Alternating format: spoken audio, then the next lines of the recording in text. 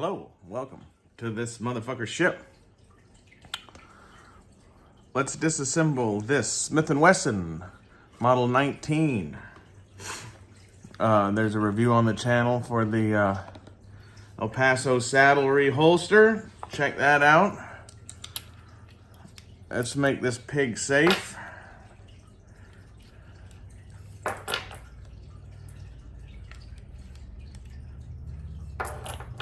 .158 grain jacketed soft point.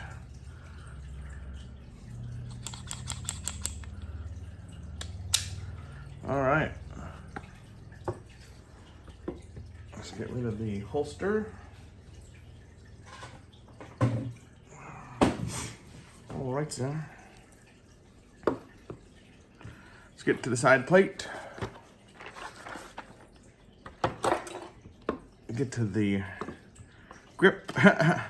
When I say that, I mean this. Here is a store-bought hollow ground screwdriver. But check for the video where I teach you how to make your own hollow ground screwdriver.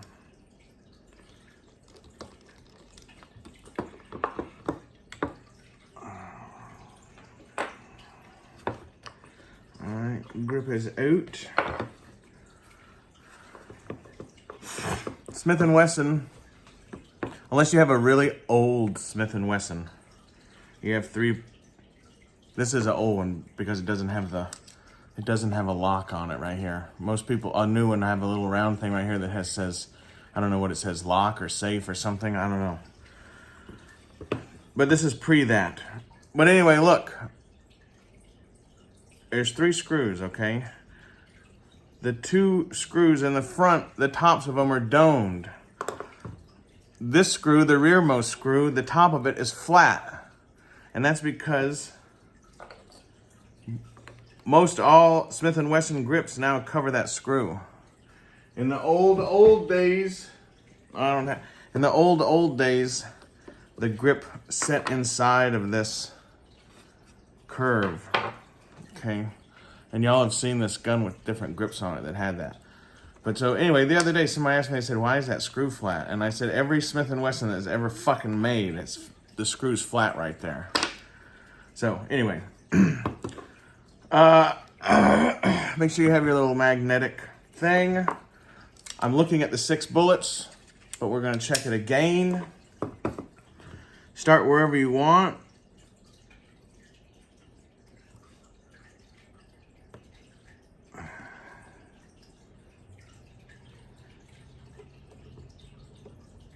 All right, so this is the rearmost screw. See, the top of it is flat, okay? And then the rest of it just looks like a screw, okay?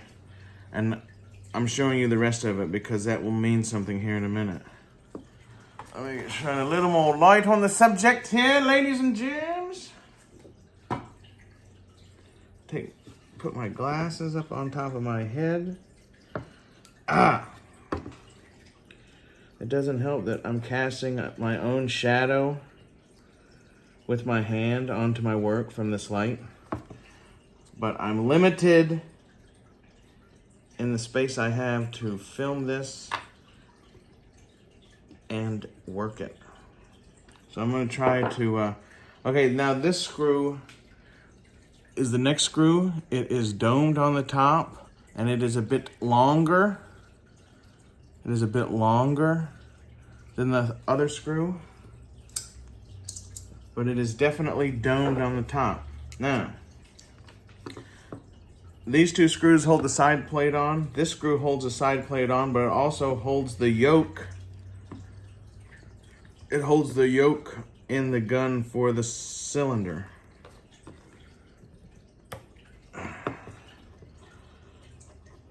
And you will see that.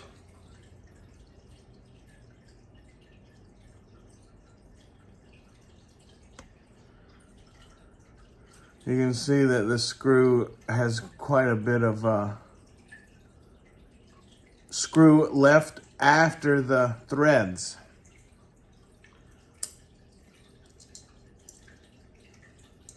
I also like to put those in order from front to back. Ding, ding, ding, in your magnetic tray. 1, 2, 3. Just like they came out of the gun from left to right. Boom, boom, boom.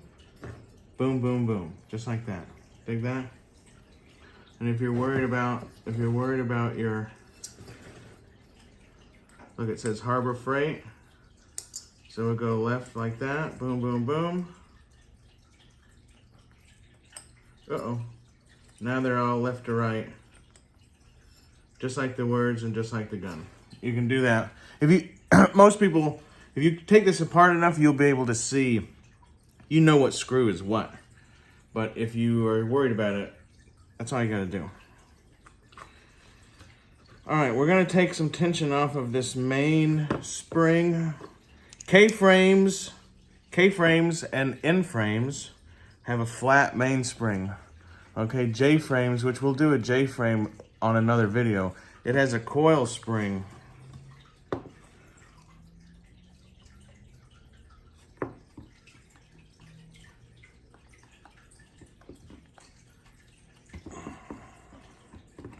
This is the one that most people mar up real good.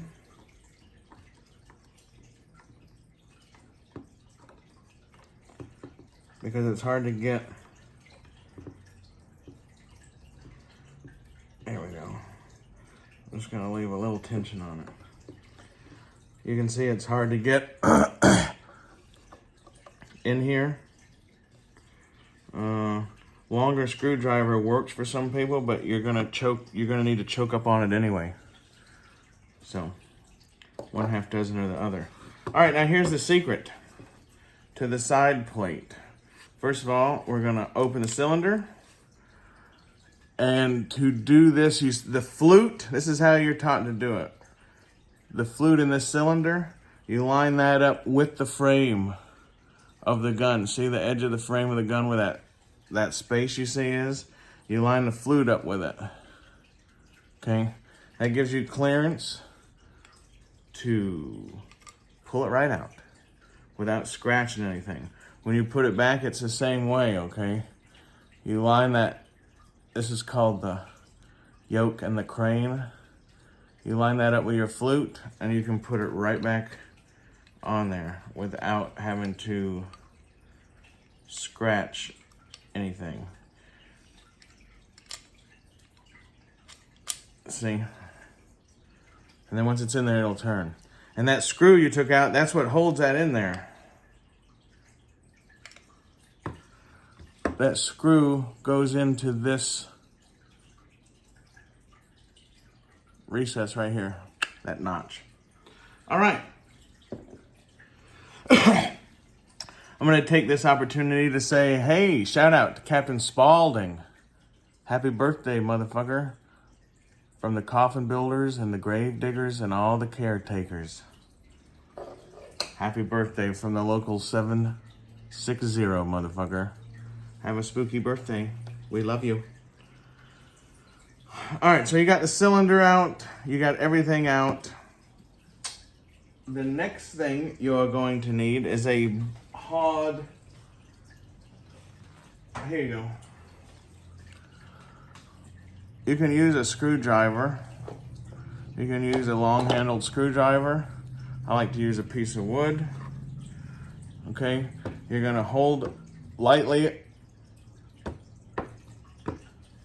in this orientation over the side plate. I got my thumb over the hammer. You're gonna smartly and straightly and flatly wrap it right here.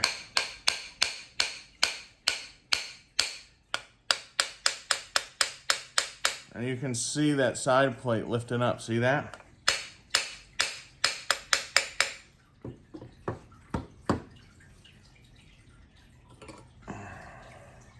Ta-da!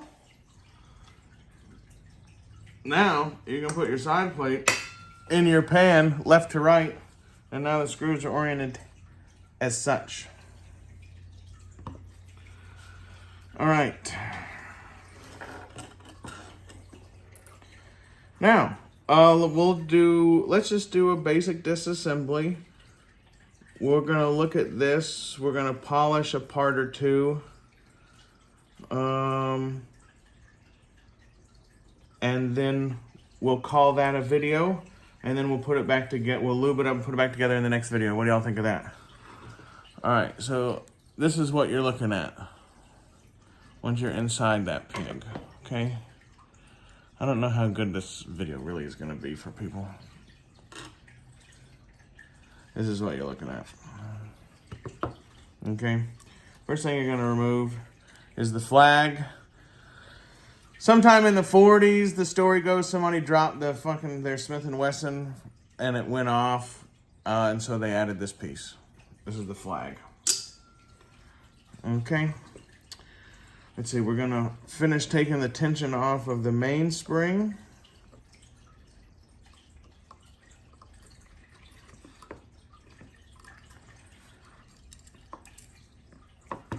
Mainspring hooks into the bar of the hammer. This part slides into the nizzity notch. You dig what I'm saying? Is that better for you guys? It's not better for me. All right, so simple disassembly. We're gonna turn the gun around this way. This, you like this pin? I made this pin. Anyway, this right here, this is the trigger rebound block, and inside of it is the trigger rebound spring, okay? And the first pull of the trigger of the Smith and Wesson, you have to overcome, that spring, okay? That spring that you're looking at right there powers this block to, just like it sounds, reset the trigger once the gun is fired, okay? And you can see there's a circle where the spring goes, and then there's a post. There's a post holding it in, okay? You can do this with a pair of needle nose pliers if you grind them down. or you can make one of these. Or buy one of these. But anyway, this is the #1 trick, okay? See, I'm pushing the spring in, and I'm gonna lift it out.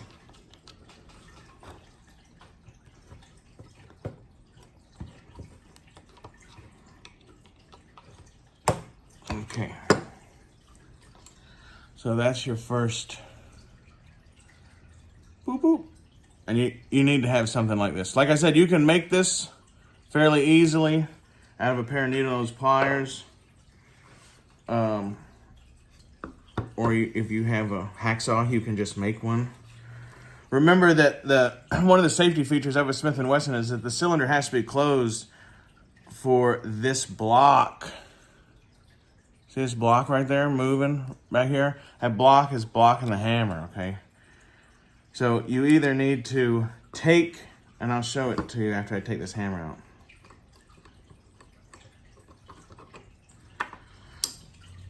You see that click forward? This is the cylinder release latch. Unless you're bluing it or you're doing some heavy filing or something, just leave that in there. If you're just cleaning it or something, don't worry about that. But you will need to activate it as the cylinder would to allow the hammer to fit in there during assembly or disassembly. So once you got the hammer back, you hold the trigger so it stays that way, and then you just wiggle it out. No big deal.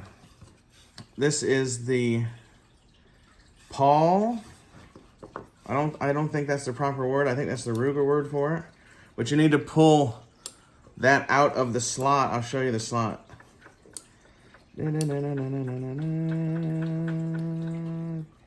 Wham. Okay, so this is what pushes on the ratchets of the back of the cylinder and engages it to turn it, okay? That's what it starts in. Yeah, it's what starts it. It doesn't do it all. Because I think it hands it off.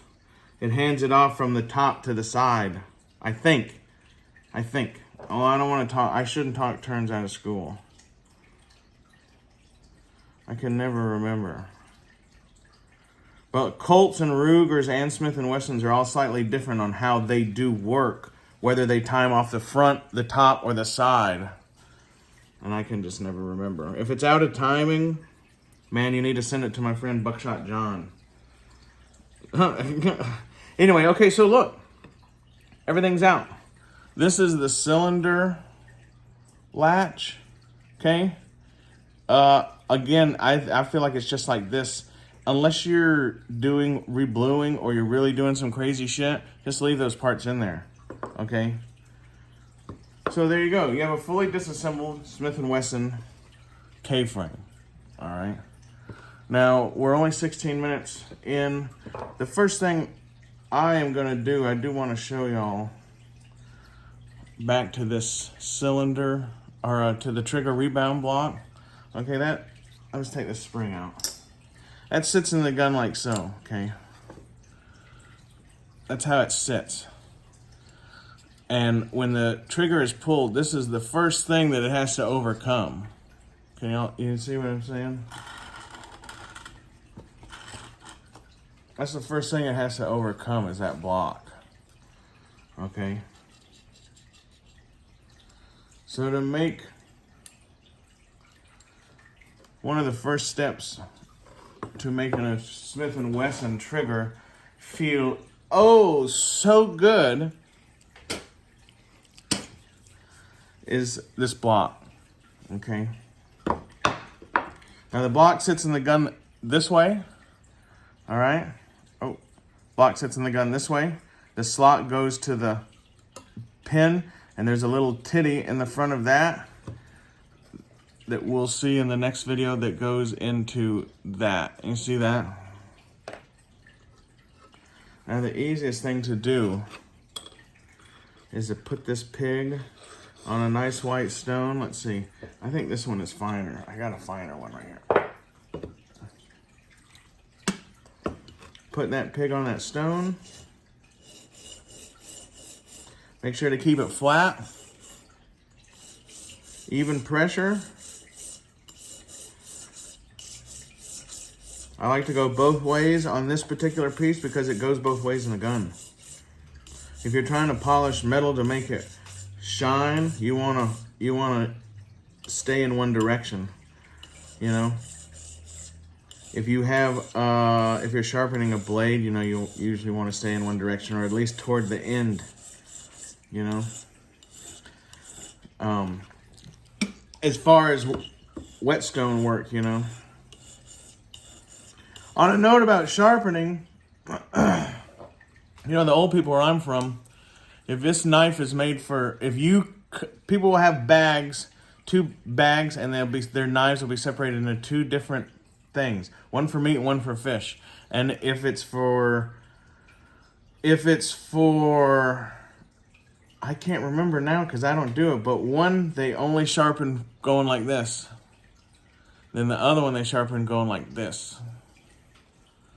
Okay, and like a hatchet, you only sharpen it that way because that's the way the blade works.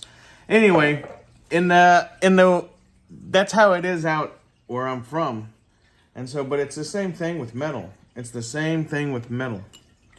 Well, no matter what you're doing, even polishing. But anyway, like I said, this piece goes back and forth, so I'm gonna polish it back and forth, and we're gonna make it nice and smooth. It doesn't have to necessarily look good, but it's nice to at least keep stoning it until you see you have full contact. And like this has some serious machine marks. So I'll get down and dirty with it. Mostly it needs to feel smooth to the touch.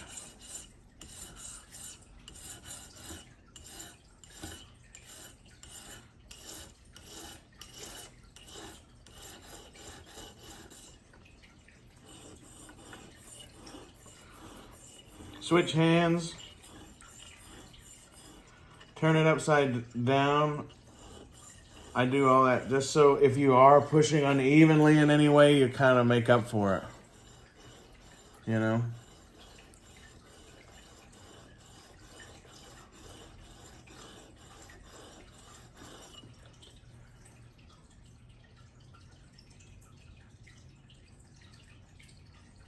That prick's pretty smooth. All right. So the other thing I'm gonna do is this area. Oh, actually, the two other things I'm gonna do real quick before I put this piece away. So we just polished this side, okay? We just polished the side, and this side rides in there like that, okay? This corner, even from the, oh, we gotta do that. Ooh, look at that. Ooh. Ooh. That's a problem too. Gross. Anyway, this corner needs to be chamfered. Okay, where the machine cuts it, it's square. You don't want a square corner riding in a square corner, okay? Because it binds. It has, you know what I mean? It'll bind, edges bind and cut. So this is an extra fine easy lap diamond stone. This is good for polishing too. This will take out machine marks mostly without having to use a file and shit. But this one is a fine, so it will remove material now.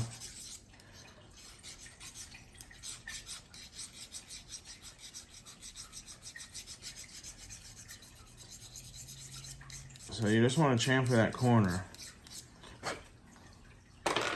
Now, the bottom has a big, nasty machine mark in it. What the fuck? I only have, you know what? I only have J-frame rebounds. So Buckshot, if you're watching this, I need a K-frame rebound. God dang, that's awful looking. Just smooth that out too. I don't really have any complaints about this gun as far as trigger job. The double action could be smoother, but I definitely see why now. But you know, it's kind of like the mechanic in his car. I don't generally spend too much time on my own shit because I used to be very busy doing it for good money to other people's.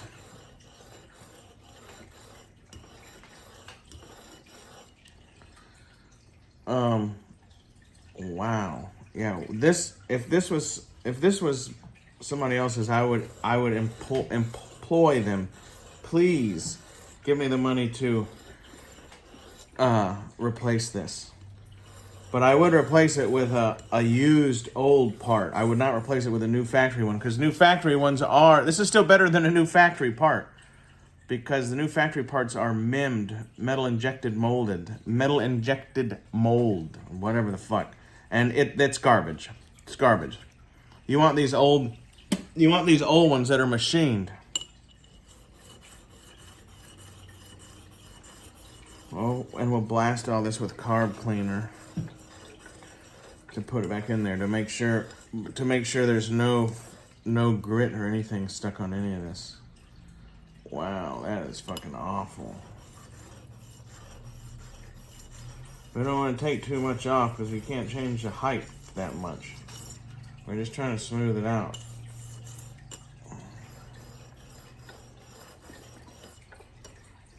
They should have never put this, Smith and Wesson, y'all should have never put this part in that gun. My friend, he told me I should go out there and work for them. I don't know.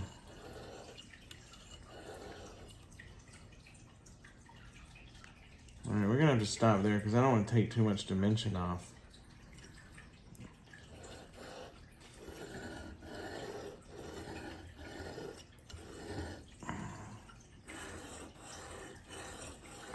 Do a few strokes with the other hand.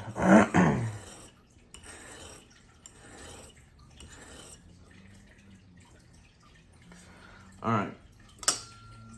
Now, the next thing I want to do is this area where it that piece we just worked on, where it fucking rides in there, that also should be smooth. And you probably can't really tell because the lighting for this is not that good, all of a sudden. But there's some nasty machine marks down in there. And if I play the light, you can kind of see them. So again, I have a trusty old-timey white stone. I have one corner that's not square. See, it's rubbed down like that. You can get right in there. Get right where that motherfucker is, where it rides, and just smooth it out. Your stones, a lot of, you know, I'm doing a lot of this like at the same table that I fucking eat dinner with with my kids and shit, right? So, but usually like in the shop, you would keep all your stones in a bucket of oil, you know, and some people, because they're wet stones, they soak them in water, which is fine. You see what I do in the house because I can't keep any of that out, you know. But any of it is fine. But use a stone. That's what they're for. A lot of people pick up files, especially with guns. A lot of people picking up files when you don't need to even be picking up files. While I'm here, I'm going to smooth out around where the hammer rotates. You can see where it circles around. You can see the circle where it rotates around this pin. You don't have to get it awesome. You just need to knock all the burrs off. Make it fucking have a nice place to ride. It ain't gotta be. Now, if it's a client's gun, I recommend you taking all of this out. Take this out and stone all that and make it even. And I would put a good bit of grease. I would put some, and we'll do that on the reassembly. But you know, don't necessarily re-blue what you polished. You want people to see what they paid for. You know what I mean? And as long as you lube it up, and you have a good customer, you know, if a good customer says, "Hey, I fell out of my canoe and my gun got soaked," they'll bring it to you, and you'll check because it's your baby. And they just use it. That's how a real. I don't know. That's how I think about it. You know what I mean? I worked at a couple companies and some guys, you know, they were real half-ass. And I tell them right away, I say, "Hey, man, would you let your wife or your mother or your father carry that gun for self-protection that you just worked on?" You know, because they were always like, "Oh, it's good enough. It's good enough. It's good enough." I'm like, you know what? You know what I mean? Like, we ain't hanging doors or no bullshit. I mean, no offense to fucking carpenter. You know what I'm saying? But like, we ain't fucking goddamn doing no bullshit here. You know what I mean? Like, people buy your product to protect their family and shit. You know what I mean? It can't be good enough. It has to be right. You know? It has to be right before it's anything else. After that, you can do some real cute, fancy shit, and we can engrave it, and we can fucking put your initials on it, whatever the fuck, you know. But first, it's got to work reliably, you know, and you got to be able to trust it. Anyway, so this is laxative rack. We did a disassembly on the K-frame, all right? Any of your models K-frame are going to be the fucking... Really, your disassembly of any Smith and Wesson is going to be the same no matter what the frame is, to be honest with you. Except the J-frames are going to have the coil spring. On the new ones, there'll be a locking mechanism here that I don't recommend you taking out unless you're trying to remove it, which I don't recommend you removing it. But you could possibly pay a qualified professional to remove it for you safely, because the old ones never had that. I'm not a lawyer, but I am a professional gun builder, and these old ones didn't have that, and they only added the new ones for legislation. It was not because of any real reason. That I know, because these guns have been functionally safe since their conception. Smith and Wessons are awesome. But anyway, so look, we stone this, we stone that. We're not gonna, well, you know what? We're not gonna mess with anything else really drastically at all on this gun. But we will stone a little bit more here. We're gonna blast all this out with carb cleaner. And then we're gonna lube it up with a tiny, a couple fucking, literally pinpricks of this super white lithium grease.